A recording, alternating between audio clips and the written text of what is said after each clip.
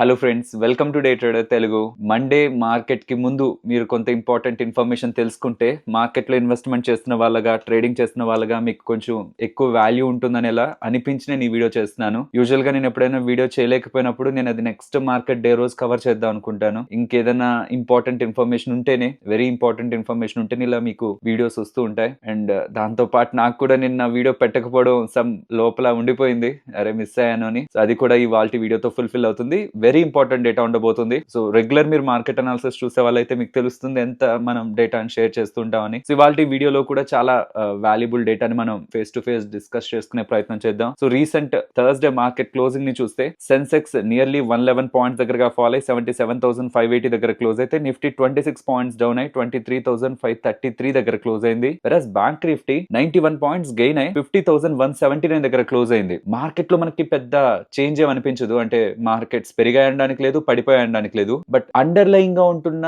చాలా ఫ్యాక్టర్స్ మారుతున్నాయి. And global గా చాలా పెద్ద పెద్ద వాళ్ళు కూడా ఇండియన్ ఈక్విటీ మార్కెట్స్ రిలేటెడ్ గా ఏం చూస్తున్నారన్నది మనం ఇవాళ డిస్కస్ చేసుకునే ప్రయత్నం చేద్దాం. దాంతో పాటు కొన్ని స్టాక్స్ ఉన్నాయి, ఫ్యూ స్టాక్స్ ఉన్నాయి, అవి ఇప్పటి వరకు వాటి రిలేటెడ్ గా రీసెంట్ టైమ్స్ లో కొంత ఫాల్ ఉంది, బట్ వాటి రిలేటెడ్ గా ఒక వెరీ ఇంట్రెస్టింగ్ సినారియో అయితే డెవలప్ అవుతుంది. అవి కూడా నేను మీతో షేర్ చేస్తాను. సో ఫస్ట్ థింగ్, మార్కెట్స్ ఏం జరుగుతున్నాయి అనేది మీకు గతంలో చాలా డేస్ బ్యాక్ నుంచి తెలిసే ఉంటుంది. ఎఫ్ఐఎస్ సెల్ చేస్తున్నారు, ఎస్ ఈవెన్ ఫ్రైడే కూడా సెల్ చేశారు. ఫ్రైడే ఎంత సెల్ చేశారు మీకు మన టెలిగ్రామ్ లో పెట్టుంటాను కదా. సుమారుగా 1849 క్రోర్స్ దగ్గరగా సెల్ చేశారు. వేరే 7th నవంబర్ సుమారుగా 5000 క్రోర్స్ దగ్గరగా సెల్ చేసిన వాళ్ళు కాస్త next 2300 crores, next 2500 crores, next 1800 crores. నేను యావరేజ్ గా చెప్తున్నాను, వరుసగా కాదు. 5000 నుంచి 3000, 3000 నుంచి 2000 చేంజ్, ఇప్పుడు 2000 చేంజ్ కంటే బిలో వచ్చారు. ఇది ఒక చిన్న positive development. Exactly day by day రాకపోతున్నా ఆ కర్వ్ అనేది కొంత బెండ్ అవుతుంది టువర్డ్స్ ఎఫ్ఐఎస్ సెల్లింగ్ కొంత తగ్గుతున్నట్లయితే మనం అర్థం చేసుకోవచ్చు. సరే, ఇది పక్కన పెడదాం. సో ఓవరాల్ మార్కెట్ లో ప్రెసెంట్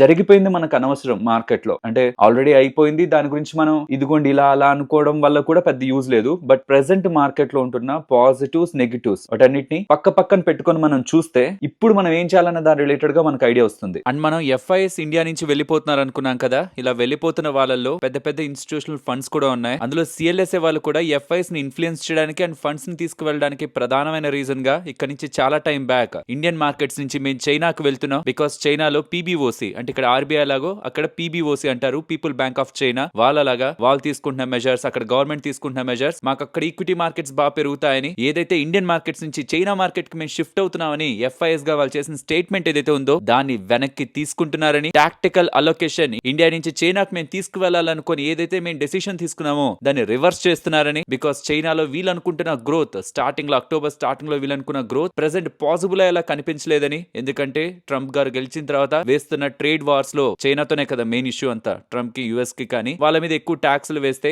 చైనాకి మెయిన్ ఇన్కమ్ అంతా ఎక్స్పోర్ట్స్ ద్వారానే వస్తుంది, ఇన్కమ్ ఇంపాక్ట్ అవుతుంది. అండ్ పీబీఓసి వాళ్ళు కానీ అండ్ అక్కడ ఎన్పిసి వాళ్ళు కూడా గవర్నమెంట్ సైడ్ నుంచి కూడా అనుకున్న మేరకు స్టిమ్యులస్ రాకపోతూ ఉండడం, యాజ్ అన్ ఇన్వెస్టర్స్ డిసప్పాయింట్ అవ్వడం. ఇండియా నుంచి మేము ఏదైతే డబ్బులు చైనాకి వెళ్ళాలి అని మేము అనుకున్నామో, షిఫ్ట్ ఏవైతే ఇండియా నుంచి చైనాకి చేద్దాం అనుకున్నామో ఆ డెసిషన్ వెనక్కి తీసుకుంటున్నారని సిఎల్ఎస్ఏ వాళ్ళు చెప్పారు. నేను ఇది చాలా టైం బ్యాక్ కూడా చెప్పాను. ఎఫ్ఐఎస్ వెళ్తారు, మళ్ళీ వస్తారు. వాళ్ళు తప్పు చేశారు, రైట్ చేశారు అనేది పక్కన పెడితే వాళ్ళకి ఎక్కడ ఆపర్చునిటీ ఉందనుకుంటే అక్కడికి వెళ్తారు. వాళ్ళకి చైనాలో ఆపర్చునిటీ ఉందనుకుని వెళ్ళారు, అక్కడ లేదనుకుంది మళ్ళీ వస్తామనేలా సిఎల్ఎస్ఏ వాళ్ళ స్టేట్మెంట్స్ కనిపిస్తున్నాయి. ఇది కూడా ఇంకొక పాజిటివ్ గా మనం చూడాలి. ఇది ఇన్ఫాక్ట్ ఇవాళ ఈవినింగ్ వచ్చిన data. Most of the financial platforms అన్నిట్లో కూడా ప్రాబబ్లీ మీకు రేపు ఇది అప్డేట్ అవ్వచ్చు, which is very important. Because వీళ్ళు చేస్తున్న స్టేట్మెంట్స్ మిగిలిన ఎఫ్ఐఎస్ ని కూడా ఇంపాక్ట్ చేస్తుంది కదా. చైనాకి వెళ్ళిపోదాం అనుకునే వాళ్ళు, ఇతర దేశాలకు వెళ్ళిపోదాం అనుకునే వాళ్ళు, ఇండియాలో ఉంటున్న ఆపర్చునిటీ స్టిల్ ఇంకా ఇంటాక్ట్ గానే ఉంటుందనేలా సిఎల్ఎస్ఏ వాళ్ళ స్టేట్మెంట్స్ కూడా మనకి చెప్పకనే చెప్తున్నాయి. సో ఫస్ట్ థింగ్, మార్కెట్ ఒక పీక్ నుంచి అంటే రీసెంట్ హైస్ నుంచి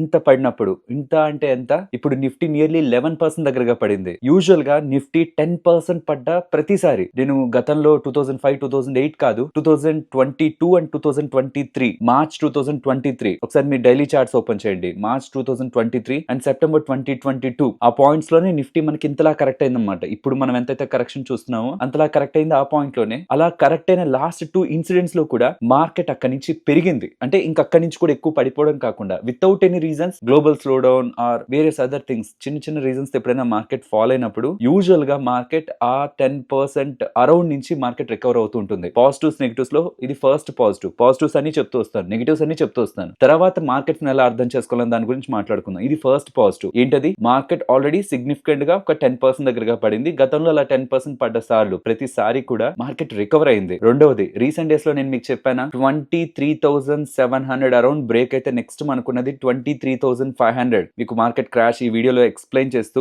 ఈవెన్ రీసెంట్ వీడియోస్ లో కూడా మల్టిపుల్ టైమ్స్ ఈ 23,500 అని చెప్పడానికి ప్రధానమైన కారణం టెక్నికల్ గా మనం చార్ట్ ని చూసి మాట్లాడుకున్నాం. దాంతో పాటు నిఫ్టీ అండ్ బ్యాంక్ నిఫ్టీ కూడా, బ్యాంక్ నిఫ్టీని పక్కన ఉంచండి, నిఫ్టీ 200 డే మూవింగ్ యావరేజ్ అక్కడే ఉంది, 23,540 అరౌండ్ ఉంటది. సో టెక్నికల్ గా కూడా వెరీ ఇంపార్టెంట్ లెవెల్స్ కి మార్కెట్ అయితే ఉంది. ఇది సెకండ్ పాజిటివ్. సో 10% ఒక సిగ్నిఫికెంట్ ఫాల్ వచ్చిన ప్రతిసారి మార్కెట్స్ లో స్ట్రాంగ్ రికవరీ కనిపించేది. అండ్ రెండవది మార్కెట్స్ 200 డే మూవింగ్ యావరేజ్ ఉన్నాయి, ఇది రెండో positive. And most of the numbers ఏవైతే మనం ప్రెసెంట్ వీక్ నెంబర్స్ ఉన్నాయి అనుకున్నామో అది మార్కెట్ వాటిల్లో ఎంత ఇంపాక్ట్ చేయాలో మోస్ట్లీ అంత ఇంపాక్ట్ అయితే చేసినట్లే కనిపిస్తుంది. ఎప్పుడు కూడా లార్జ్ క్యాప్ స్టాక్స్ 8% 10% యూజువల్ గా కరెక్ట్ అవ్వ. రీసెంట్ గా ఏషియన్ పెయింట్స్ వాళ్ళు నెంబర్స్ డిజాస్టరే, నేను అసలు కాదనట్లేదు. But as a large cap stock అవి 8% 10% దగ్గరగా రీసెంట్ టైమ్స్ లో ఫాల్ అవుతుండడం చూస్తుంటే ఈ నెంబర్స్ నే కాదు కమింగ్ నెంబర్స్ ని కూడా మార్కెట్ నెగిటివ్ గానే ఎక్స్పెక్ట్ చేస్తుంది. ఇది మంచిదే. ఎప్పుడైనా మనం ఒకరి మీద నెగిటివ్ గా ఉన్నాం అనుకోండి, వాళ్ళ నుంచి ఏ చిన్న పాజిటివ్ వచ్చినా మనం సర్ప్రైజ్ అవుతాం. ఇలానే మార్కెట్ కూడా నెక్స్ట్ క్వార్టర్లీ నెంబర్స్ కానీ ఒకవేళ బై ఛాన్స్ న్యూట్రల్ గా ఉన్నా, పాజిటివ్ అవసరం లేదు, న్యూట్రల్ గా ఉన్నా అది మార్కెట్స్ ని పాజిటివ్ గా డ్రైవ్ అయ్యేలా చేస్తుంది. నెక్స్ట్ ఇమీడియట్ క్వార్టర్ నెంబర్స్ చెప్తున్నాను, సంవత్సరం 5 సంవత్సరాల గురించి కాదు. సో ఇది third positive. Market already negative గా ప్రిపేర్ అయింది బికాస్ ఆఫ్ దిస్ లో కన్సంప్షన్ గ్రోత్. కన్సంప్షన్ పెద్దగా ఉండట్లేదు, బయట పెద్దగా ఎవరు ఖర్చు పెట్టట్లేదు. ఎఫ్ఎంసీజీ కంపెనీస్ కానీ, even consumer faced companies like paint companies కానీ, ఇలా ఉంటున్న most of the companies week గా ఉంటాయని ఈవెన్ రిలయన్స్ ఇండస్ట్రీస్ లో కూడా ఫాలో వచ్చింది. నేను మీకు రీసెంట్ గా చెప్పాను, రిలయన్స్ రీటైల్ కానీ, రిలయన్స్ జియో కానీ, వీటి రిలేటెడ్ గానే కొంచెం డౌన్ సైడ్ కి అయితే వెళ్ళే. నెంబర్స్ లో ఆయిల్ టు కెమికల్స్ లో వీక్నెస్ ఉంది, ఇది ఇంకొక ఫ్యాక్టర్ రిలయన్స్ కి. అండ్ దీంతో పాటు ఎలాన్ మస్క్ గారి ఇండియన్ ఎంట్రీ అండ్ దీని కారణంగా శాటిలైట్ ఇంటర్నెట్ కారణంగా వీళ్ళు థ్రెట్ ఫేస్ చేస్తారని ఒక చిన్న కన్సర్న్స్ అన్ని రిలయన్స్ ని ఇంపాక్ట్ చేస్తాయి. ఓవరాల్ గా మార్కెట్ లో మేజర్ ప్లేయర్స్ ఎవరెవరైతే ఉన్నారో, కన్సంప్షన్ సైడ్ ఉంటున్న ప్లేయర్స్ ఉన్నారో, వాళ్ళలో రీసెంట్ టైమ్స్ ఫాల్ కనిపిస్తూ ఉండడం మార్కెట్ ఆల్రెడీ నెగిటివ్ గానే ప్రిపేర్ అయింది ఫర్ నెక్స్ట్ క్వార్టర్ వీక్నెస్ కూడా. ఒకవేళ అక్కడ న్యూట్రల్ గా వస్తే, వీక్నెస్ వస్తే ఆల్రెడీ ప్రిపేర్డ్ ఉంది, బట్ న్యూట్రల్ వచ్చినా ఏ మాత్రం పాజిటివ్ వచ్చినా అది బిగ్ సర్ప్రైజ్ మార్కెట్ కి. అండ్ ఎఫ్ఐఎస్ ఒక డేటా చూసాను, ప్రెసెంట్ ఎఫ్ఐఎస్ ఒక ఇండియన్ హోల్డింగ్ 18.6 దగ్గరగా ఉంది. నేను మీకు ఈ క్రాష్ వీడియోలో చెప్పాను కదా, ఎఫ్ఐఎస్ ఆ లెవెల్ కి రావడం మల్టీ డికేడల్, నేను రీసెంట్ ఇయర్స్ చెప్పట్లేదు, కొన్ని సంవత్సరాల క్రితం వరకు కూడా ఎప్పుడు ఎఫ్ఐఎస్ ఇంత దగ్గరికి, ఇంత దూరం కిందకి రాలేదు. సో యూజువల్ గా ఎప్పుడైనా ఎవరు సెల్ చేసినా, మీరు సెల్ చేసినా, నేను సెల్ చేసినా, ఒక సపోర్ట్ ఆర్ ఎక్సెసివ్ గా సెల్ చేసామని ఒక ఫీలింగ్, ఒక పాయింట్ వస్తుందా, అక్కడ ఖచ్చితంగా ఆ సెల్లింగ్ అనేది అంతకు ముందున్నంత ఇంటెన్సిటీతో కొనసాగకూడదు. అలానే ఇప్పుడు ఎఫ్ఐఎస్ కూడా ఇంత సెల్ చేసిన తర్వాత ఫర్దర్ గా వాళ్ళు అంతే ఇంటెన్సిఫై తో సెల్ చేస్తారా, ఆర్ వాళ్ళు సెల్లింగ్ ని ఆపుతారా? బికాస్ మల్టీ డికేడల్ లోకి ఎఫ్ఐఎస్ ఒక holding 18.6% of our entire Indian equity market present FIs ఒక హోల్డింగ్ ఉంది. అంతకుముందు చాలా ఎక్కువ ఉండేది, ఇప్పుడు తగ్గి ఎప్పుడు ఇంత లెవెల్ కి వాళ్ళు ద పర్సెంటేజ్ లెవెల్స్ లో ఇంత లెవెల్ కి వాళ్ళు డిక్రీజ్ అవ్వలేదు. ఆ లెవెల్స్ కి వచ్చారు కాబట్టి, రీసెంట్ డికేడల్ లోకి వచ్చారు కాబట్టి ఎఫ్ఐఎస్ ఒక సెల్లింగ్ తగ్గుతుందని ఒక ఎక్స్పెక్టేషన్ మనం ఇక్కడ ఉంచొచ్చు. ఇది ఇంకొక పాజిటివ్. అండ్ దీంతో పాటు మ్యూచువల్ ఫండ్స్ దగ్గర కూడా ఆల్మోస్ట్ రీసెంట్ డేటా ప్రకారం 1.7 to 1.8 lakh crore, 1,80,000 కోట్ల దగ్గరగా వాళ్ళ దగ్గర డబ్బులు పక్కన ఉంది. అండ్ రీటైలర్స్ కూడా recent SIP data highest ever 25,000 crores దగ్గరగా వాళ్ళు ఎవ్రీ మంత్ మార్కెట్ లోకి డబ్బులు పెడుతున్నారు. ఎస్, ఇది ఎఫ్ఐఎస్ ఒక ఇంటెన్స్ సెల్లింగ్ ని, రోజు చేసే 3,000 కోట్లు 5,000 కోట్లు సెల్లింగ్ ని కాపాడకపోయినా, ఒకవేళ వాళ్ళ సెల్లింగ్ ని తగ్గించినప్పుడు ఈ రీటైలర్స్ ఒక ఇన్ఫ్లోస్ మనకి పెద్దగా కనిపిస్తాయి. ఎఫ్ఐఎస్ ఒక అవుట్ ఫ్లోస్, వాళ్ళ సెల్లింగ్ పెద్దదిగా ఉన్నప్పుడు రీటైలర్స్ చిన్నదే అనిపించినా, వాళ్ళు ఎప్పుడైతే సెల్లింగ్ ని తగ్గిస్తూ వస్తారో అప్పుడు ఇది పెద్ద నెంబర్ అవుతూ వస్తుంది. ఇప్పుడు 1,800 crores కదా వాళ్ళు సెల్ చేశారు, అలా తగ్గిస్తూ 500 600 crores లో కూడా చాలా టైమ్స్ ఎఫ్ఐఎస్ సెల్లర్స్ గా ఉంటారు. అలాంటప్పుడు ఈ రీటైలర్స్ యొక్క ఇన్ఫ్లోస్ మార్కెట్ ని సపోర్ట్ చేస్తాయి, స్టెబిలైజ్ చేస్తాయి. వీళ్ళది పెద్దదిగా ఉంటే మళ్ళీ రీటైలర్స్ ది సపోర్ట్ చేయదు, ఎందుకంటే రీటైలర్స్ నెల మొత్తం మీద పెట్టే డబ్బులు వీళ్ళకు వారంలో అవగొట్టేస్తే మిగిలిన 3 వారాలు ఖచ్చితంగా మార్కెట్ సఫర్ అవుతుంది. అలా అవ్వకూడదు. రీటైలర్స్ పెట్టే మొత్తం డబ్బులు అంతా సెల్లింగ్ కూడా ఎఫ్ఐఎస్ ఉండకపోతుంటే అప్పుడు అది స్టెబిలైజ్ చేస్తుంది. రీటైలర్స్ పెట్టే డబ్బుల కంటే ఎఫ్ఐఎస్ ఒక సెల్లింగ్ తక్కువ అవుతుంటే మార్కెట్ ని తీసుకువెళ్తుంది. అండ్ రీటైలర్స్ పెట్టే డబ్బులతో పాటు if in case FIs buyers గా ఉంటాయి, బికాస్ చాలా టైం బ్యాక్ వాళ్ళు మంత్లీ బయర్స్ గా కూడా ఉన్నారు, అప్పుడు మార్కెట్స్ మనం ఏదైతే ఇప్పుడు వీక్ అనుకోని, ఏదైతే నెగిటివ్ అనుకోని, అరే ఇంకా అసలు ఎందుకు వచ్చాను మార్కెట్ లో అనుకుంటుంటామో, అప్పుడు మార్కెట్స్ వెనక్కి తిరిగి చూసినప్పుడు ఇవాల్టి ప్రైస్ ఉంది చూసారా, అది మనకి చాలా వాల్యూగా, చాలా మంచి పని చేశానే, కొన్ని నేను భయపడకుండా అమ్మేయకుండా మంచి పని చేశానని ఒక ఏంటంటారు మనల్ని మనం అనుకునేలా చేస్తాయి అనమాట. సో వేటికైనా కొంచెం టైం కావాలి. వీక్నెస్ అంతా మార్కెట్ లో సెల్లింగ్ ప్రెషర్ అంతా ఎవాపరేట్ అయ్యి ఈ రీటైలర్స్ వస్తున్న డబ్బులు అండ్ మ్యూచువల్ ఫండ్స్ దగ్గర ఉంటున్న డబ్బులు, హెచ్ఎన్ఐస్ పెడుతున్న డబ్బులు, ఈ ఎఫ్ఐఎస్ ఒక సెల్లింగ్ తగ్గాల్సిందే. ఖచ్చితంగా ఎఫ్ఐఎస్ ఎప్పుడు సుప్రీమే ప్రెసెంట్ అయితే మార్కెట్ లో. వాళ్ళు అనుకుంటే ఏదైనా చేయగలరు, బట్ వాళ్ళ సెల్లింగ్ లో లెవెల్స్ కి రావడానికి రీజన్స్ చూస్తున్నాం. ఆ సెల్లింగ్ ఎప్పుడైతే తగ్గి మన వాళ్ళ రిలేటెడ్ గా ఎప్పుడైతే యాక్టివిటీ ఇంక్రీజ్ అవుతుందో then that's the turn around point మన ఇండియన్ ఈక్విటీ మార్కెట్స్ రిలేటెడ్ గా రీసెంట్ గా ఉంటున్న ఫాల్ కి. అండ్ దీంతో పాటు రీసెంట్ గా వచ్చిన యూఎస్ సిపిఐ ఇన్ఫ్లేషన్ డేటా, అది మాట్లాడాల్సింది నేను నిన్న వీడియోలో, అది కూడా డిస్కస్ చేయలేదు. అది కొంత కొంత స్టేబుల్ గానే ఉంది. దాంట్లో మనకు కన్సర్న్స్ ఏం లేవు. ఖచ్చితంగా December 18th 25 basis points cut ఉంటుందనే ఎక్స్పెక్టేషన్స్ కూడా నియర్లీ 100% దగ్గరగా ఉన్నాయి యూఎస్ లో. సో అక్కడ నుంచి కూడా మనం రేట్ కట్ ఎక్స్పెక్ట్ చేయొచ్చు. ఇవన్నీ పాజిటివ్స్. ఎందుకు మనం ఇక్కడ ఇండియన్ ఈక్విటీ మార్కెట్స్ రిలేటెడ్ గా చూడడానికి, పాజిటివ్ గా చూడడానికి ఇంకా ఒక 2-3 పాజిటివ్స్ ఉన్నాయి. అవి నేను కంక్లూజన్ లో మాట్లాడతాను. ఇప్పుడే మాట్లాడేసుకోవడం వల్ల అన్ని ఒక దగ్గరగా ఉండిపోతాయి. ఆ 2-3 పాజిటివ్స్ మళ్ళీ మాట్లాడదాం. బట్ నెగిటివ్స్ ని మీతో షేర్ చేయాలి. ఫస్ట్ థింగ్ ఎఫ్ఐఎస్ ఒక సెల్లింగ్. ఈ పాజిటివ్స్ లో కూడా మనం అనుకుంది ఎఫ్ఐఎస్ ఒక సెల్లింగ్ ఎవరు మ్యాచ్ చేయలేదు. ఎందుకంటే వాళ్ళు 5,000 కోట్లు 3,000 కోట్లు డైలీ బేసిస్ తో వెళ్ళి ఒక్క నెలలోనే 1,00,000 కోట్లు సెల్ చేసేస్తుంటే రీటైల్స్ పెట్టి 25,000 కోట్లు, మ్యూచువల్ ఫండ్స్ దగ్గర ఉన్నదేమో 1,70,000 కోట్లు. ఇదే ఇంటెన్సిటీతో ఒక 4-5 నెలలు వాళ్ళు వెళ్తారంటే ఖచ్చితంగా మార్కెట్ పడుతుంది. ఇక్కడ ఉండేదానికంటే ఇంకా ఎక్కువ పడుతుంది. ఇప్పుడు పడిన దానికంటే ఇంకా ఎక్కువ పడుతుంది. ఇదే సెల్లింగ్ ఇంకొక 2-3 నెలలు కంటిన్యూ అవుతాయి. బట్ ఇండియన్ ఈక్విటీ మార్కెట్స్ నిజంగా అంత వర్స్ట్ కాదు. మనకి ఏదో కన్సంప్షన్ రిలేటెడ్ గా చిన్న చిన్నవి నెగిటివ్స్ గా, అంటే ఇప్పుడు మార్కెట్ పడుతుంది కాబట్టి అవి ఎలివేటెడ్ గా కనిపించవచ్చు. ఇదే బుల్ మార్కెట్ ఉంది, ఆ నెంబర్స్ వచ్చింటే మార్కెట్ పెద్ద పట్టించుకోకపోను. నిజంగా ఇండియన్ ఈక్విటీ మార్కెట్స్ రిలేటెడ్ గా అంత వీక్ కాదు, అంత బ్యాడ్ కాదు. ఎందుకు నేనేం చెప్తున్నాను, నేను ఇన్వెస్టర్ ని లేకపోతే నేను పెట్టాను కాబట్టి నేను అలానే చెప్తానని మీరు అనుకోవచ్చు. కొంచెం నాకు టైం ఇవ్వండి. నేను చెప్పాను 2-3 పాజిటివ్స్ ఉన్నాయని, దాని గురించి మాట్లాడతాను. అప్పుడు మీకు అర్థమవుతుంది ఎందుకు మనం ఇక్కడ ఉండి మన మార్కెట్స్ లో మన మార్కెట్స్ ని ఎందుకు నెగిటివ్ గా చూడకూడదు అనేది. ఫస్ట్ ఎఫ్ఐఎస్ సెల్లింగ్ తగ్గాల్సిందే, అది నో డౌట్. అంటే నేను ఎంత పాజిటివ్ గా మాట్లాడినా వాళ్ళు రేపు పొద్దున ఒక 5,000 కోట్లు 3,000 కోట్లు సెల్ చేస్తున్నారంటే నేనైనా మీరైనా ఎవరైనా ఏం చేయలేరు. లిక్విడిటీ, సెల్లింగ్ ప్రెషర్ ఖచ్చితంగా మార్కెట్స్ పడతాయి. సో ఎఫ్ఐఎస్ ఒక సెల్లింగ్ ని కాన్స్టెంట్ గా చూస్తూ రావాలి. ఇప్పటికైతే ట్రెండ్ తగ్గింది. చెప్పానా 4,800 crores రీసెంట్ టైమ్స్ లో, తర్వాత 3,000, తర్వాత 2,500 అరౌండ్, ఇప్పుడు 1,800 తగ్గింది. రెండోది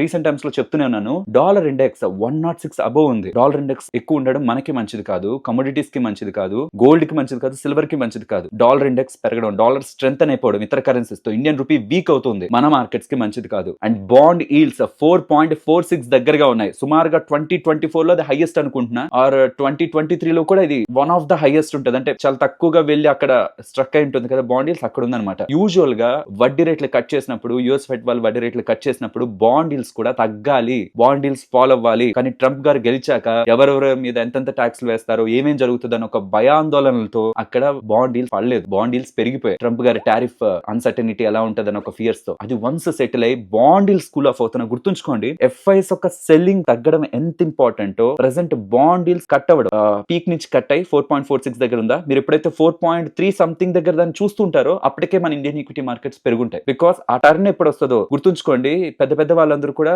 ఈ ఎఫ్ఐఎస్ ఒక సెల్లింగ్ బాగా తగ్గిపోయిందనో లేకపోతే ఈ బాండ్ ఈల్డ్స్ బాగా కిందకి వచ్చేసాక వెయిట్ చేయరు. ఆ టర్న్ అరౌండ్ ఉంటుందా, ఆ కట్ ఉంటుందా, పెరుగుతున్నది ఇలా మారుతుందా, అక్కడే యాక్ట్ అవుతారు. మొత్తం కన్ఫర్మేషన్ కిందకి వచ్చేసేంత వరకు చూడరు. ఆ కట్ ఎప్పుడైతే వస్తుందో, బాండ్ ఈల్డ్స్ కూడా పెరుగుతున్నావు కాస్త డౌన్ అవడం, లేకపోతే డాలర్ ఇండెక్స్ పెరుగుతున్నది కాస్త డౌన్ అవడం ఎప్పుడైతే జరుగుతుందో అది అప్పుడు మార్కెట్స్ కి మంచిదే. కానీ ప్రెసెంట్ అయితే ఇవి పెరుగుతూనే ఉన్నాయి. డాలర్ ఇండెక్స్ కానీ బాండ్ ఈల్డ్స్ కానీ కూల్ ఆఫ్ అవ్వట్లేదు. సో కాన్స్టెంట్ గా ఎఫ్ఐఎస్ ఒక సెల్లింగ్ తో పాటు ఇక్కడ నుంచి dollar index and bond yields గురించి కూడా ఎక్కువ స్పెసిఫై చేద్దాం. ఇక్కడ నుంచి కొన్ని నెలల క్రితం ఇది మనం చాలా స్పెసిఫిక్ గా మాట్లాడుకునే వాళ్ళం, బాండ్ ఈల్డ్స్ అని. ఆ పాయింట్ కి ప్రెసెంట్ యూఎస్ మార్కెట్స్ రిలేటెడ్ గా వస్తున్నాయి. ఇంకొక ఇంపార్టెంట్ నెగిటివ్, బ్యాంక్స్ రిలేటెడ్ గా, అన్ని బ్యాంక్స్ రిలేటెడ్ గా కాదు, కేవలం SBI and HDFC bank related గా. మీకు ఆర్టికల్ ని కూడా ఒకసారి డిస్క్రిప్షన్ కామెంట్ సెక్షన్ లో ఇస్తాను, చూడడానికి ప్రయత్నించండి. ఇక్కడ నుంచి చాలా టైం బ్యాక్ ఈ ఆర్టికల్ మీకు స్క్రీన్ పైన ఉంటుంది, అలాగే డిస్క్రిప్షన్ కామెంట్ సెక్షన్ లో ఉంటుంది, ఒకసారి అబ్జర్వ్ చేయండి. ఇక్కడ నుంచి చాలా టైం బ్యాక్ ఆర్బీఐ వాళ్ళు ఏంటంటే ఇండియాలో ఉన్న అన్ని బ్యాంకుల్ని మేము మరీ డీప్ గా స్క్రూటినీ చేయలేము, బట్ కొన్ని బ్యాంక్స్ ని చేద్దాం అనుకుంటున్నాం. అవి ఎలాంటివంటే అవి ఒక్కటి ఫెయిల్ అయితే Indian economy are Indian banking system too much impact అవుతుంది. సో అలాంటి బ్యాంక్స్ ఏవి అనుకుని టాప్ బ్యాంక్స్ గా తీసుకుందామని 2014-15 ఆ పాయింట్ ఆఫ్ టైమ్ లో డిఎస్ఐబి సిస్టమ్ ని తీసుకొచ్చారు, డొమెస్టిక్ సిస్టమికలీ ఇంపార్టెంట్ బ్యాంక్స్. ఇవి చాలా పెద్ద బ్యాంక్స్, ఇవి ఫెయిల్ అయితే ఎకానమీ ఫెయిల్ అయిందనే ఒక సినారియోలోకి వెళ్ళేలా, అంటే ఎకానమీ అంటే ఇండియన్ ఎకానమీ అని కాదు, ఓవరాల్ ఎకానమీ మీద స్ట్రాంగ్ ఇంపాక్ట్ పడుతుందనే సినారియోలో వెళ్ళేలాంటి పెద్ద బ్యాంక్స్. అలా మనకి ఫస్ట్ వచ్చింది, ఇక్కడ మీకు ఆర్టికల్ లో కూడా కనిపిస్తుంది, ఫస్ట్ వచ్చింది మనకి ఎస్బీఐ 2015 లో, అండ్ 2016 లో ఏమో ఐసిఐసిఐ బ్యాంక్ వచ్చింది, వెరాస్ 2017 లో హెచ్డిఎఫ్సి బ్యాంక్ వచ్చింది. ఇప్పటికీ ఈ 3 బ్యాంక్స్ ని వాళ్ళు ఇంపార్టెంట్ గా చూస్తున్నారు. బట్ ఇప్పుడు రీసెంట్ గా జస్ట్ 1 or 2 days బ్యాక్ వాళ్ళు ఆర్బీఐ వాళ్ళు రిలీజ్ చేస్తున్న డేటా ప్రకారం ఇవి మాకు చాలా ఇంపార్టెంట్ బ్యాంక్స్, ఈ 3 banks SBI, ICICI, HDFC bank, ఇవి 3 మాకు చాలా ఇంపార్టెంట్ బ్యాంక్. సో కాబట్టి ఐసిఐసిఐ ఏమో అలా వదిలేశారు, కానీ ఎస్బీఐ మాత్రం గతంలో మెయింటైన్ చేయాల్సిన బఫర్ 0.6 నుంచి 0.8 గా పెంచారు. హెచ్డిఎఫ్సి బ్యాంక్ కి 0.2 నుంచి 0.4 చేశారు. అంటే వాళ్ళు బఫర్, అంటే బయటకు లోన్స్ ఇచ్చేసేకుండా పక్కన పెట్టాల్సిన డబ్బులు హెచ్డిఎఫ్సి బ్యాంక్ కి డబుల్ చేశారు. ఈవెన్ ఎస్బీఐ కూడా 0.6 నుంచి 0.8 పెంచారు. అంటే వాటికి ఇప్పటి వరకు ఆ బ్యాంక్స్ కి ఇప్పటి వరకు ఏదైతే కొంచెం పక్కన పెట్టాలో కొంచెం పక్కన పెట్టాల్సిన డబ్బులు పెరగడం కారణంగా అలా పక్కన పెట్టే డబ్బులు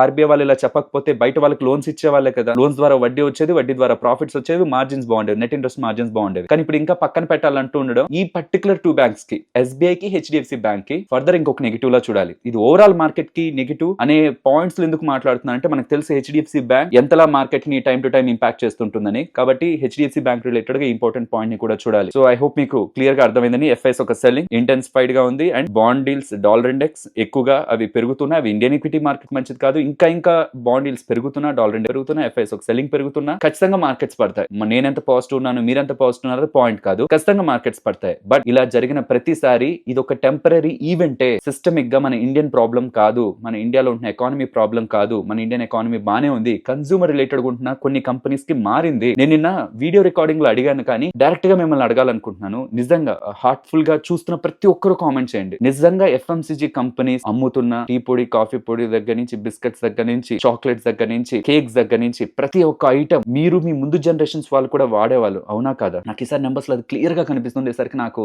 ఇన్నిసార్లు అడగబుద్ధి అవుతుంది. మీరు ధరలు పెరిగాయని కొనలేదా? వాటిల్ని రీసెంట్ టైమ్స్ లో తక్కువ కొన్నారా? లేకపోతే హెల్త్ కాన్షియస్ అయ్యి ఇవెందుకు అని చెప్పి వాటిని మానేసి ఇంట్లో చేసుకోవడం, లేకపోతే బయట హెల్దీ ఆప్షన్స్, ఇంకేమైనా హెల్దీ ఆప్షన్స్ చూస్తున్నారా? హెల్దీ ఆప్షన్స్ అనేలా మన వాళ్ళు కామెంట్స్ పెడుతున్నారు. నిజంగా అలా అయ్యే పని అయితే హోటల్స్ లో ఎక్కువ మంది తింటున్నారే. బయట హోటల్స్ వీటిల్లో బయట నుంచి ఫ్రైడ్ రైస్లు, నూడిల్స్ వీటిల్లో ఎక్కడ నాకు డిమాండ్ తగ్గలేదే. మరి ఎఫ్ఎంసీజీలోనే ఎందుకు తగ్గిందో అర్థం కావట్లేదు. హెల్త్ కాన్షియస్ అయితే బయట ఇవి ఇంపాక్ట్ అవ్వాలి, బట్ అవి అలానే ఉన్నాయి. ఎఫ్ఎంసీజీ స్పేస్ మీద ఇంపాక్ట్ పడుతుంది. క్లియర్ గా నాకు పెద్ద సూపర్ మార్కెట్ వెళ్ళి దీని రిలేటెడ్ గా నేను అడిగినప్పుడు, క్వశ్చన్స్ అడిగినప్పుడు క్లియర్ గా చెప్తున్నారు, చాలా తగ్గిపోయింది అంటున్నారు. బయింగ్ బిస్కెట్స్ కానీ, చాక్లెట్స్ కానీ, పెద్ద బ్రాండ్స్ కూడా ఇప్పుడు ఆఫర్స్ ఇచ్చేస్తున్నాయి. 50% అనేలా డిస్కౌంట్ అనేలా స్టార్టింగ్ లో పెట్టేస్తున్నారు. సో ఎవరైనా ఎఫ్ఎంసీజీ స్పేస్ లో సైకాలజీ రిలేటెడ్ గా స్టడీ చేస్తున్న వాళ్ళు ఏం జరుగుతుంది రీసెంట్ టైమ్స్ లో అన్నది మీ రిలేటెడ్ గా తెలిసింది చెప్పండి. హెల్త్ కాన్షియస్ అయినా, ప్రైజెస్ అయినా ఇంపాక్ట్, లేకపోతే ఒకవేళ హెల్త్ కాన్షియస్ అయినా టెంపరీగా మీరు అంటే రీసెంట్ టైమ్స్ లో ఒక టైంలో అనుకొని మళ్ళీ బ్యాక్ అవుతున్నారా? మళ్ళీ బ్యాక్ అయ్యి మళ్ళీ కొనాలి, తినాలి అనే ఒక థీమ్ లోకి వెళ్తుందా? బికాస్ ఒకసారి బిహేవియరల్ చేంజ్ వచ్చిందంటే, కన్సిస్టెంట్ గా మారుతూ అదే మెయింటైన్ అవుతుందంటే అది ఇంపాక్ట్ లాంగ్ టర్మ్ లో ఉంటుంది, లేదా షార్ట్ టర్మ్ గా వచ్చి మళ్ళీ పోతుంది అన్నది ఈ ఎఫ్ఎంసీజీ స్పేస్ రిలేటెడ్ గా అయితే మనకు తెలియాలి. పెయింట్స్ పక్కన పెడదాం, పెయింట్స్ ఖచ్చితంగా వాడతారు. అది ఏషియన్ పెయింట్స్, అది ఈసారి కాకపోయినా ఈ కాంపిటీషన్ లో ఒక సస్టైన్డ్ ప్లేయర్ గా నిలబడుతుంది ఏషియన్ పెయింట్స్. బట్ ఈ ఎఫ్ఎంసీజీ కంపెనీస్ దే ఒక బిగ్ క్వశ్చన్. అది మీరే యాజ్ ఎన్ కన్స్యూమర్స్ గా మీరే దాన్ని ఆన్సర్ చేయాలి. ఇప్పుడు నేను మీకు చెప్పాను కదా, ఇంపార్టెంట్ గా కొన్ని ఉన్నాయి, దాని గురించి కూడా కొన్ని ఇంపార్టెంట్ థింగ్స్ ఉన్నాయి, వాటిని కూడా షేర్ చేస్తాను. Next the famous investor Ram Dev Agarwal garu ఉన్నారా? తను చాలా ఇంట్రెస్టింగ్ కామెంట్స్ చేశారు. ఈవెన్ దాని రిలేటెడ్ గా నేను ట్విట్టర్ లో కూడా నేను పోస్ట్ చేశాను. వీలైతే లింక్ కామెంట్ సెక్షన్ డిస్క్రిప్షన్ లో ఇస్తాను, ఒకసారి చూడండి. ఈవెన్ సేమ్ ఒపీనియన్ అది రీసెంట్ టైమ్స్ లో కూడా చాలా సార్లు చెప్పాను. అది క్రాష్ వీడియోలో కూడా మాట్లాడాను. ఎఫ్ఐఎస్ ఇప్పుడు వెళ్ళిపోతున్నారు కరెక్టే, కానీ వాళ్ళు తిరిగి వచ్చేది మాత్రం ఈ లెవెల్స్ లో రాలేరు. ఎందుకంటే ఈ దగ్గర ఈ పాయింట్ లో మన డబ్బులు వెళ్ళుంటుంది, మ్యూచువల్ ఫండ్ డబ్బులు వెళ్ళుంటుంది, హెచ్ఎన్ఎస్ డబ్బులు వెళ్ళుంటుంది, అండ్ మీరు వేరియస్ గవర్నమెంట్ స్కీమ్స్ లో ఇన్వెస్ట్ చేస్తారు, ఆ డబ్బులు కూడా స్టాక్ మార్కెట్ లోకి వెళ్తుంది. ఈ డబ్బులంతా మార్కెట్ ని స్టెబిలైజ్ చేసి కొంచెం పైకి పెంచుతుంది. వాళ్ళు ఎప్పుడైతే మార్కెట్స్ రిలేటెడ్ గా పరిగెత్తాలనుకుంటారో వాళ్ళు ఎంటర్ అయ్యేది మాత్రం 30,000 దగ్గర, ఆర్ వాళ్ళు ఎంటర్ అయితే మార్కెట్ 30,000 దగ్గర ఉంటుందనేలా తన స్టేట్మెంట్స్ అయితే కనిపిస్తున్నాయి. సరే, ఇన్వెస్టర్స్ కదా, అందరికీ మార్కెట్ పెరగాలనే ఉంటది, కాబట్టి ఎవరు చెప్తున్న మాటలనైనా మనం అంత సీరియస్ గా తీసుకోవాలంటే ఇది చూడండి. Not just retail investors market పడుతుంటే డిప్స్ లో కొంటుంది రీటైల్ ఇన్వెస్టర్స్ కాదు, సౌత్ కొరియాకి సంబంధించిన వాళ్ళు కూడా ఇండియన్ ఈక్విటీ మార్కెట్స్ లో వస్తున్న ఫాల్ ఒక ఆపర్చునిటీగా చూస్తున్నారు. సరే, వాళ్ళు కూడా ఏం చదువు కాకుండా, అంటే వాళ్ళు అనాలిసిస్ కాకుండా, రీసెర్చ్ కాకుండా, ఏ కంట్రీలో గ్రోత్ ఉంటుందని తెలియకుండా ఓన్లీ ఇండియన్ ఈక్విటీ మార్కెట్స్ లోనే పెట్టాలా? చైనా మార్కెట్స్ కూడా పడ్డాయి కదా, ఇది నేను అడగాలనుకుంటుంది. అట్రాక్టివ్ గా చైనా మార్కెట్స్ ఉంటున్నప్పుడు ఇండియన్ ఈక్విటీ మార్కెట్స్ లోనే, ఈ డిప్స్ లోనే ఎందుకు వాళ్ళు బై చేయాలి? ఈ డబ్బులు కూడా చైనా మార్కెట్స్ లో కొంటూ ఉండొచ్చు, ఈ డబ్బులను కూడా అక్కడే పెట్టచ్చు కదా. స్ట్రాటజిక్ గ్రోత్ ఎక్కడ ఉంటుంది? కంట్రీ స్ట్రాటజిక్ గా గ్రోత్ అనేది మెయిన్ పాయింట్. యాజ్ ఇండియన్స్ మనం నమ్ముతున్నాం, మన కంట్రీని నమ్ముదాం, రైట్? బట్ సౌత్ కొరియన్ వాళ్ళు కూడా నమ్మాలని రూల్ ఏంటి? అండ్ ఇంకొకటి, నిన్న సిఎన్బిసి 25 years కంప్లీట్ అయిన దాంట్లో సిఎన్బిసి వాళ్ళకి ఇస్తున్న ఇంటర్వ్యూలో గోల్డ్మన్ సాక్స్ వాళ్ళు ఏం చెప్తున్నారు తెలుసా? అమెరికన్ మల్టీనేషనల్ ఇన్వెస్ట్మెంట్ బ్యాంక్, అది one of the top bank. వాళ్ళు ఏం చెప్తున్నారంటే, ఇండియాకి సంబంధించి ఇది డికేడల్ ఆపర్చునిటీ కాదంటే, ఇండియాది ఒక 10 years గ్రోత్ సంథింగ్ కాదు ఇప్పుడు ప్రెసెంట్ రన్ అవుతున్నది, ఇండియాది సెంచరీ గ్రోత్ అంటున్నారు. అంటే సింపుల్ గా ఇది ఇండియా సెంచరీ అంటున్నారు. కమింగ్ టైమ్స్ లో India not just 10 years, in 100 years strong గా గ్రోత్ అని చెప్తున్నారు. ఫ్రెండ్స్, మార్కెట్స్ ని పక్కన పెట్టేద్దాం. American investment bank, multinational investment bank India గురించి ఎందుకు పాజిటివ్ మాట్లాడాలి? వాళ్ళు ఇండియాలోనే ఇన్వెస్ట్మెంట్ చేయాలని రూల్ అప్పుడు నేను మాట్లాడంటే సరే, నేను స్టార్టింగ్ లో అదే అన్నా, నేను మాట్లాడినా సరే, వాళ్ళు ఎందుకు మాట్లాడాలి? వాళ్ళకేంటి ఇంట్రెస్ట్ ఏంటి? వాళ్ళు ఏమైనా టైఅప్ కాదు కదా. అండ్ వాళ్ళ క్లయింట్స్ అంట ఎప్పుడు ఇండియా గురించి, ఇండియాలో ఉన్న ఆపర్చునిటీస్ గురించి వాళ్ళని ఎక్కువగా అడుగుతున్నారని, అండ్ ఆపర్చునిటీస్ రిలేటెడ్ గానే చూస్తున్నారనేలా రీసెంట్ టైమ్స్ లో వచ్చిన ప్రాఫిట్ బుకింగ్ వాళ్ళకి అసలు వరియే కాదని చెప్తున్నారు.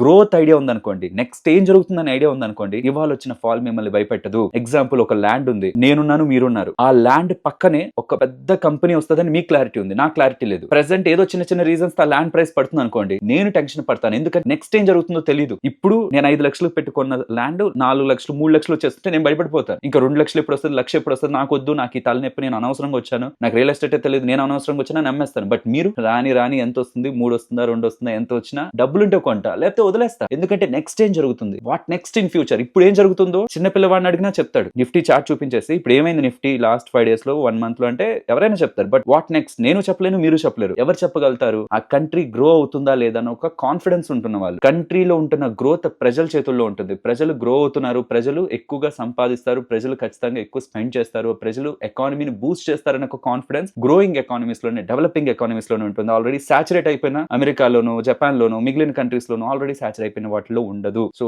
As a developing economy and as an Indians మనం ఎకానమీ రిలేటెడ్ గా స్ట్రాంగ్ బూస్టింగ్ ఫ్యాక్టర్ ఎప్పటికీ కూడా లాస్ట్ 5-10 years నుంచి అదే జరుగుతుంది. నెక్స్ట్ 10 years అదే జరుగుతుంది. నేనైతే 20-30 years ఉంటుంది అనుకున్నాను, బట్ తనైతే సెంచరీ అంటున్నారు. నేనైతే సెంచరీలో లేను. 30-40 years కైనా మన ఇండియా ఒక స్టేబుల్ ఎకానమీ సైడ్ కి వెళ్తుంది అనుకుంటున్నాను. రోబోస్ట్ గ్రోత్ ఉంటుంది అనుకుంటున్నాను. కాబట్టి ఇండియన్ ఈక్విటీ మార్కెట్స్ రిలేటెడ్ గా లాంగ్ టర్మ్ రిలేటెడ్ గా మాత్రం నేను పాజిటివ్ గానే ఉన్నాను. ఏ ఫాల్ అయినా సరే, ఇక్కడ నుంచి నేను మీకు క్రాష్ వీడియోలో చెప్పాను కదా 23,500 అది చాలా ఇంపార్టెంట్. ఇప్పుడు ఉంటున్నది చాలా ఇంపార్టెంట్. అది ఫాల్ అయితే కూడా ఏ లెవెల్స్ కి వస్తుంది అనేది మాట్లాడాను. బట్ ఈ లెవెల్స్ కి వస్తున్నప్పుడు నా దగ్గర డబ్బులు ఉంటే ఇన్వెస్ట్ చేస్తాను, డబ్బులు లేకపోతే అలా వదిలేస్తాను. లాంగ్ టర్మ్ లో 10-20-30 years లో నాకు అండ్ నా నెక్స్ట్ జనరేషన్స్ ఒక తలరాతను మార్చగలిగేది మార్కెట్స్ అనేదే నా ఒపీనియన్. నేను రాంగ్ అవుతానా రైట్ అవుతానా ఫ్యూచర్ డిసైడ్ చేస్తుంది. బట్ ప్రెసెంట్ ఉంటున్న సినారియోస్ లో నేను అది గట్టిగా నమ్ముతున్నాను. అండ్ ఎవరెవరు ఇది నమ్ముతున్నారు అండ్ ఎవరెవరు దీన్ని వ్యతిరేకిస్తున్నారు అనేది కూడా కామెంట్ సెక్షన్ లో చెప్పొచ్చు. అండ్ అలాగే దీంతో పాటు ఎన్టీపీసీ గ్రీన్ వీడియోని మీకు అప్లోడ్ చేశాను కదా, దాంట్లో చిన్న పార్ట్ ఎడిట్ లో మిస్ అయింది. వీళ్ళ బిజినెస్ లో మనం సోలార్ రిలేటెడ్ గా అండ్ విండ్ రిలేటెడ్ గా పవర్ జనరేషన్ ఎలాంటి కాంట్రాక్ట్స్ వీళ్ళకుంటాయి, లాంగ్ టర్మ్ లో 25 years కాంట్రాక్ట్స్ కుదుర్చుకుంటారు, రెవెన్యూ స్టేబుల్ ఉంటాయి, వీటన్నిటి గురించి మాట్లాడుకున్నాం కదా. అదే బిజినెస్ లో వీళ్ళ రిలేటెడ్ గా గ్రీన్ హైడ్రోజన్ అండ్ దాంతో పాటు వీళ్ళు ఇప్పుడు నెంబర్స్ లో లేకపోవచ్చు కానీ ఈ బిజినెస్ మీద కూడా వర్క్ చేస్తున్నారు. అండ్ దీని రిలేటెడ్ గా ఆల్రెడీ ప్రాసెస్ కూడా స్టార్ట్ అయ్యాయి. ఏదో చెప్పడం కాదు, ఆంధ్రప్రదేశ్ లోనే ఈ గ్రీన్ హైడ్రోజన్ రిలేటెడ్ గా కానివ్వండి, అండ్ గ్రీన్ హైడ్రోజన్ అంటే ఓన్లీ హైడ్రోజన్ కాదు, దాని డెరివేటివ్స్ లైక్ మిథనాల్ కానివ్వండి, ఈథనాల్ కానివ్వండి, and sustainable aviation fuels related గా కానివ్వండి, ఎలక్ట్రోలైజర్స్ రిలేటెడ్ గా కానివ్వండి, ఇవన్నీ కూడా ఫ్యూచర్ రిలయన్స్ వాళ్ళు కూడా వర్క్ చేస్తున్నారు, అదాని వాళ్ళు కూడా వర్క్ చేస్తున్నారు, చేస్తారు. కమింగ్ టైమ్స్ లో వేరియస్ వాళ్ళు కూడా వస్తారు, బట్ వీళ్ళు కూడా ఉన్నారనేది గుర్తుంచుకోవాలి. ఈవెన్ ఓలా వాళ్ళు కూడా వాళ్ళ own in house battery related గా వర్క్ చేస్తున్నారు కదా. అలాగే వీళ్ళు కూడా ఫ్యూచరిస్టిక్ డెవలప్మెంట్స్ ఏవైతే ఉన్నారో వాటిలో కూడా వీళ్ళు ఆల్రెడీ పెట్టారు, వాళ్ళు అడుగులు వేస్తున్నారు. ఆంధ్రప్రదేశ్ లోనే ప్రధానంగా ఈ గ్రీన్ హైడ్రోజన్ రిలేటెడ్ గా మనకి ఆల్రెడీ వర్క్ స్టార్ట్ అవుతున్నట్లు కూడా మీకు ఇక్కడ డేటా స్క్రీన్ మీద పెడుతున్నాను. అండ్ దీంతో పాటు స్టోరేజ్ క్యాపబిలిటీస్, పర్టికులర్ గా ఈ సోలార్ రిలేటెడ్ గా మనకు వచ్చే మెయిన్ ఇష్యూ అవుతుందంటే ఇవి మార్నింగ్ మనకి ఇస్తుంది, ఎండాకాలంలో ఎక్కువ ఇస్తుంది, రాత్రి ఇవ్వదు, వర్షాలు పడుతున్న క్లౌడ్స్ వస్తున్న ఆ పాయింట్లు అవ్వదు. అదేమో వచ్చిన ఎనర్జీని గ్రిడ్ కి ఇస్తూ ఉంటుంది. బట్ ఒకేసారి ఎప్పుడైనా మనకి ఎనర్జీ ఆర్ ఈ ఎలక్ట్రిసిటీ ఇవ్వడంలో కొంచెం లో అయింది అనుకోండి, ఆ అప్స్ అండ్ లోన్స్, అప్స్ ఈ మార్నింగ్ టైమ్స్ లో అప్ ఉండడం, నైట్ టైమ్ లో లో ఉండడం, ఏదైనా సడన్ గా ఏదైనా క్లౌడ్స్ వచ్చి లో అయిపోవడం, గ్రిడ్ కి వెళ్తున్న పవర్ అనేది ప్రాపర్ గా మనకి సప్లై అనేది ఉండదన్నమాట. కాబట్టి గ్రిడ్ లెవెల్లో బ్యాటరీ స్టోరేజ్ రిలేటెడ్ గా కూడా వీళ్ళు వర్క్స్ చేస్తున్నారు. నాట్ ఓన్లీ రెన్యూబుల్ సైడ్ కాదు, ఎన్టీపీసీ వాళ్ళ థర్మల్ రిలేటెడ్ గా ఉంటున్న ఈ గ్రిడ్ లెవెల్లో బ్యాటరీ స్టోరేజ్ రిలేటెడ్ గా కూడా వాళ్ళు వర్క్ చేస్తున్నట్లయితే అప్డేట్ చేస్తున్నారు. బట్ దీని రిలేటెడ్ గా నాకు ప్రొజెక్షన్స్ ఎక్కడ కనిపించలేదు. అంటే ఈ టైం కి ఇంత అయిపోతాం, అంత అయిపోతాం, ఈ బిజినెస్ జరుగుతుంది అనేది. ఈవెన్ రిలయన్స్ వాళ్ళే ఇవ్వట్లేదు దీని మీద ప్రొజెక్షన్. సో వీళ్ళ దగ్గర నుంచి కూడా అంత ఎక్స్పెక్ట్ చేయలేదు. బట్ ఇది కూడా వీళ్ళ బిజినెస్ సెగ్మెంట్ లో ఉంది, ఎడిటింగ్ లో మిస్ అయింది అది. సో ఇది కూడా యాడ్ చేయాలనుకుంటున్నాను NTPC green. And NTPC green related గా 108 రూపీస్ లో వస్తుంది ఇది. ఒకవేళ ఎవరైనా చూడనట్లయితే డిస్క్రిప్షన్ కామెంట్ సెక్షన్ లో లింక్ ఇస్తున్నాను, ఆర్ మన ఛానల్ లోకి డైరెక్ట్ గా వెళ్ళినా దీనికి ముందు పెట్టిన వీడియో అదే ఉంటుంది. ఫ్రీ టైం ఉంటే వాచ్ చేయండి. కంపెనీ చాలా ఇంట్రెస్టింగ్ గా ఉంటుంది, తెలుసుకోవడం ద్వారా మీకు కూడా నాలెడ్జ్ ఇంప్రూవ్ అవుతుంది. మీకు టైం కుదురుతుంటే డెఫినెట్లీ వాచ్ చేయండి. ఐ హోప్ ఇప్పటికే నేను మీతో చాలా సేపు మాట్లాడేశాను. అండ్ రిజల్ట్స్ ఉన్నాయి కొన్ని, అండ్ స్టాక్స్ రిలేటెడ్ గా న్యూస్ అప్డేట్స్ ఉన్నాయి, అవన్నీ నేను ప్రిపేర్ చేసి ఉంచాను. కానీ అవి మీరు తెలుసుకుంటే ఇప్పుడు ఇంపార్టెంట్ అనేలా ఈ వీడియోలో ఇంక్లూడ్ చేయాలనేలా నాకు అంటే అంత వాల్యుబుల్ డేటాలా ఇప్పుడు షేర్ చేసేద్దాం అనేలా లేదు. కాబట్టి అన్నిట్లో కూడా నేను ఒక్కటే ఇంపార్టెంట్ షేర్ చేయాలనుకుంటున్నాను కొన్ని స్టాక్స్ రిలేటెడ్ గా. సో 2024 November 29th నుంచి ఒక 45 స్టాక్స్ ని FNO లో యాడ్ చేస్తున్నారు. ఆ లిస్ట్ మీకు స్క్రీన్ మీద ఉంచుతున్నాను. సో ఇవి మీకు 29th November నుంచి యాక్ట్ అవుతాయి, మార్కెట్ లోకి FNO స్టాక్స్ లాగా వస్తాయి అనమాట. 45 న్యూస్ స్క్రిప్ట్స్. అందులో ప్రధానంగా జియో ఫైనాన్షియల్, జొమాటో, డిమార్ట్ ని చూడాలి మనం. ఎందుకంటే ఇవి NSE లోకి రాగలిగే candidate. Market free float mechanism ఉంటుంది. ఫ్రీ ఫ్లోట్ మెకానిజం లో నిఫ్టీ 50 లోకి రాగలిగే క్యాండిడేట్స్ లో డిమార్ట్ అయితే ఇప్పటి నుంచి కాదు, ఎప్పటి నుంచో ఉంది. అది కేవలం FNO లో లేకపోవడం వల్ల, జస్ట్ బికాస్ ఆఫ్ FNO లో లేకపోవడం వల్ల నిఫ్టీ 50 లోకి రాలేదు. డిమార్ట్, జొమాటో, జియో ఫైనాన్షియల్స్ ఈ మూడు మాత్రం FNO లోకి వస్తే కమింగ్ టైమ్స్ లో ఏదో ఒక పాయింట్ లో నిఫ్టీ 50 లో కూడా దీన్ని తీసుకుంటున్నారు లేకపోతే వస్తుందనే ఎక్స్పెక్టేషన్స్ ఇవి మనం మార్కెట్ లో వింటాం. FNO లో ఉన్న స్టాక్ నిఫ్టీ 50 లో ఉండాలి కాబట్టి ఇట్స్ ఎ రూల్. డిమార్ట్ లేకపోవడమే డిమార్ట్ రాలేదు. అండ్ జొమాటో, జియో ఫైనాన్షియల్స్ కూడా FNO లో ఉంటే it's like one door cross చేసినట్టు ఇంకో డోర్ లోకి రావచ్చు. నిఫ్టీ 50 లోకి వచ్చే అడ్వాంటేజ్ ఏంటి? నేను చాలా మంది మీకు నిఫ్టీ 50 ఇండెక్స్ ఫండ్ అని మీకు చెప్తూ ఉంటారు. మీరు ఇండెక్స్ ఫండ్స్ లో ఇన్వెస్ట్మెంట్ చేస్తుంటారు. కొత్త వాళ్ళు కూడా ఫ్యూచర్ లో ఇన్వెస్ట్మెంట్ చేస్తూనే ఉంటారు. అలా ఇన్వెస్ట్మెంట్ చేసిన డబ్బులు ఎక్కడ వెళ్ళాలి? నిఫ్టీ 50 లో ఉన్న స్టాక్స్ లోకి వెళ్ళాలి. సో నిఫ్టీ 50 లో ఒక స్టాక్ ఉందంటే ఆటోమేటిక్ గా డబ్బులు ఇస్తూ ఉన్నా లేకపోయినా దాంట్లోకి వెళ్తూనే ఉంటాయి త్రూ ఇన్వెస్ట్మెంట్స్ ద్వారా. సో ఇది ఒక అడ్వాంటేజ్ నిఫ్టీ 50 లోకి రావడం. సో 45 స్టాక్స్ ఒక లిస్ట్ కూడా పెడుతున్నాను చూడండి. ఐ హోప్ మీకు మార్కెట్ రిలేటెడ్ ఉన్న ఇంపార్టెంట్ డేటా అంతా కూడా షేర్ చేశానని. బట్ ఎండ్ చేసే ముందు మళ్ళీ అడుగుతున్నాను, ఎఫ్ఎంసీజీ స్పేస్ రిలేటెడ్ గా మాత్రం హెల్త్ వర్సెస్ ప్రైస్ ఏది మిమ్మల్ని ఫ్యాక్టర్ చేస్తుందో చెప్పండి. నాకు తెలిసినంత వరకు హెల్త్ అనేది పెద్దదిగా కనిపిస్తుంది, బట్ రియాలిటీలో మాట్లాడుకుందాం. నిజంగా మనం చాలా సార్లు లెట్సే ఎవరిదైనా విన్నప్పుడు లేదు లేదు నేను ఇది చేయకూడదు అనుకుంటాం, అంటే బిర్యానీ తినకూడదు ఇట్లానే ఉండాలనుకుంటాం, బట్ ఇంటర్నల్ గా మనల్ని మనం కంట్రోల్ చేసుకునే విల్ పవర్ అందరి దగ్గర ఉండదు. సో మళ్ళీ చేంజ్ అయిపోతూ ఉంటారు. సో అలా మీరు మేబీ ఒక 6 months నుంచి కొన్ని అవాయిడ్ చేస్తూ మళ్ళీ బ్యాక్ అయిపోయామండి. ఒకప్పుడు అనుకున్నాం నిజమే మైదా ఉందనో, లేకపోతే సబ్ స్టాండర్డ్ గా ఇండియాలో మాత్రమే చాలా వరకు ఎఫ్ఎంసీజీ బ్రాండ్స్ వాడే ఆయిల్ కానివ్వండి, వాడే ఇంగ్రీడియంట్స్ కానివ్వండి, ఆర్ వాడే ఇంట్రడ్యూస్ చూసారు అడిటివ్స్ కానివ్వండి, ఏజెంట్స్ కానివ్వండి, ఇవన్నీ కూడా కంపేర్డ్ విత్ ఇతర మార్కెట్స్, షుగర్ కానివ్వండి, వేరే మార్కెట్స్ తో కంపేర్ చేస్తే యూరోపియన్ మార్కెట్స్ తో, యుఎస్ మార్కెట్స్ తో ఇండియాలో కొంచెం ఏముందిలే అన్నట్టు వేస్తూ వచ్చాయి. అది రీసెంట్ టైమ్స్ లో సోషల్ మీడియా ఫుల్ జూమ్ అయింది, హైలైట్ అయింది. మేబీ దాని వల్ల అవాయిడ్ చేస్తున్నారా, మేబీ అవన్నీ మళ్ళీ సెటరేట్ చేసుకుని ఎఫ్ఎంసీజీ బ్రాండ్స్ కొంచెం బెటర్ అయితే మేబీ దానికి మళ్ళీ గ్రోత్ ఉంటుందా అన్న మీ ఒపీనియన్స్ ని మాత్రం కామెంట్ సెక్షన్ లో షేర్ చేయండి. బికాస్ ఇప్పటి వరకు FMCG space ever green space, long term లో ఖచ్చితంగా వెల్త్ ని క్రియేట్ చేస్తుంది అనుకునే స్పేస్, బట్ ఇప్పుడు రీసెంట్ టైమ్స్ లో వస్తున్న వాటిల్లో సెలెక్టివ్ ఎఫ్ఎంసీజీ కంపెనీస్ గ్రో అవుతాయి అనుకునే సినారియోకి టర్న్ అయ్యే స్పేస్ అయితే కనిపిస్తుంది. ఫుడ్ రిలేటెడ్ గా ఇంపాక్ట్ అయ్యే ఎక్కువ స్కోప్ కనిపిస్తుంది. ఫుడ్ కాకుండా ఇంకా డిటర్జెంట్స్ లో కానివ్వండి, డిష్ లిక్విడ్స్ లో కానివ్వండి, దీంట్లో కూడా చేంజ్ వస్తుంది అనేలా నేను రీసెంట్ టైమ్స్ లో చూస్తున్నాను. ఇది కూడా మీరు కామెంట్ సెక్షన్ లో చెప్పాలి.